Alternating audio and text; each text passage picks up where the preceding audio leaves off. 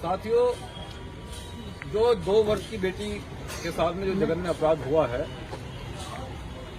ये अपराध इतना जघन्य है कि जिस व्यक्ति ने अपराध किया है कि वो कितना शातिर अपराधी होगा कि जिस बेरहमी से उस बच्ची को मारा गया है। और उससे भी बड़े दुख की बात यह है कि 2-3 दिन इस घटना को हो गए हैं, अभी तक भी इस घटना का खुलासा नहीं हुआ है। हमें ऐसा लगता है कि उत्तर प्रदेश सरकार में अपराधी पल रहे हैं। जो प्रदेश की सरकार बार बार ये दम भरती है, ये कहती है कि हम दलित पिछड़ों का नेतृत्व कर रहे हैं, हम दलित पिछड़ों को अधिकार देंगे, उनको न्याय करेंगे, तो हमें ऐसा लगता है कि सबसे ज्यादा उत्पीड़न इस सरकार में दलित पिछड़ों का हो रहा है। लेकिन हम ये कहना चाहते हैं कि भीम आर्मी जय हिंद संगठन एक पूरे देश के अंदर एक बड़ा आंदोलन चला रहा है। देखिए, देश और प्रदेश की जनता जो जिले के अधिकारी होते हैं उनसे न्याय की उम्मीद होती है, और अगर आप न्याय नहीं करेंगे तो फिर जनता सड़क पे उतरेगी मजबूरन, और फिर वो आंदोलन करेगी। और उससे पहले मैं आपको एक बात कहना चाहता हूं मेरठ के लोगों कि ये अपराध पहली बार नहीं हुआ है। मेरठ में जितने भी अपराध हुए हैं सब में हम लोगों ने न्याय की बात करी, लेकिन मेरठ के अंदर ही सबसे ज्यादा अपराध क्यों हो रहा है?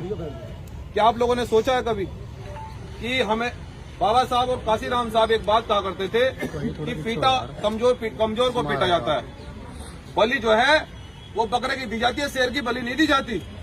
तो ये जो शेर हाथी जैसा समाज सो रहा है, मैं आपसे कहना चाहता हूं कि अगर सरकार, अगर प्रशासन अगर न्याय नहीं करता है तो फिर यहां आने का काम करोगे नहीं करोगे बताओ? करेंगे।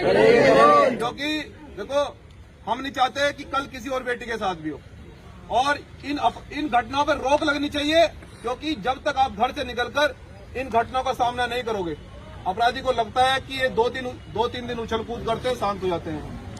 अब हमें शांत नहीं होना है। मंजीत भाई संवाद करें, हम तुम्हारे साथ हैं।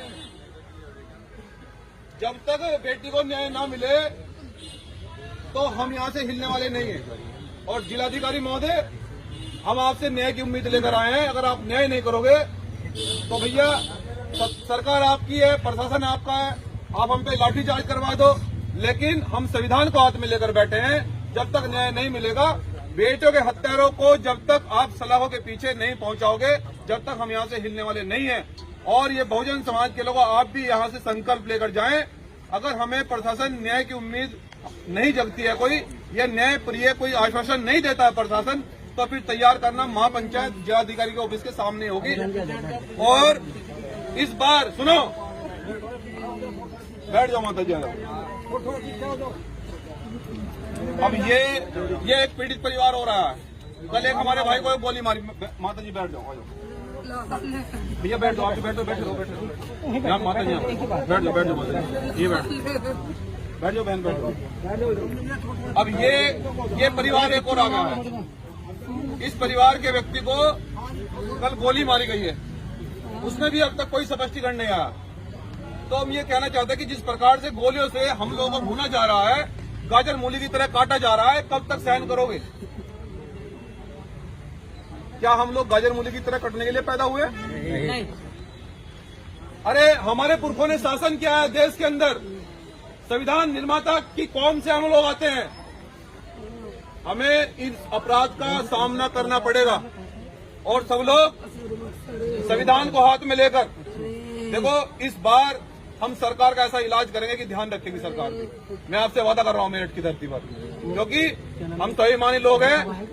हम लोग देश के अंदर, फिर से बता रहा हूं कि एक बड़ा आंदोलन चला रहे हैं। अगर हमारे इस बेटी के साथ में, दोनों परिवारों के साथ में न्याय नहीं होता है तो महापंचायत की घोषणा करेंगे, लेकिन पूरे पश्चिम उत्तर प्रदेश के लोग पहुंचेंगे नहीं पहुंचेंगे इस ऑफिस पर? सब लोग हाथ में संविधान को लेकर निकलना, सब लोग संविधान को हाथ में लेकर निकलना, और एक ऐसी क्रांति होगी कि आज के बाद कोई घटना करने से पहले बहुजन समाज के लोगों पर सोचेगा। तो मैं ऐसी उम्मीद करता हूं। अभी अधिकारियों ने कहा है कि मीटिंग चल रही है, बात करेंगे, तो पहले अधिकारियों से क्या शासन देते तो उनसे बात कर लें, उसके बाद फिर हम ऐलान करेंगे महापंचायत का। सब लोग तैयार हैं? हाथ खड़ा करके बताओ, तैयार है? जेल भी भेज सकते हैं।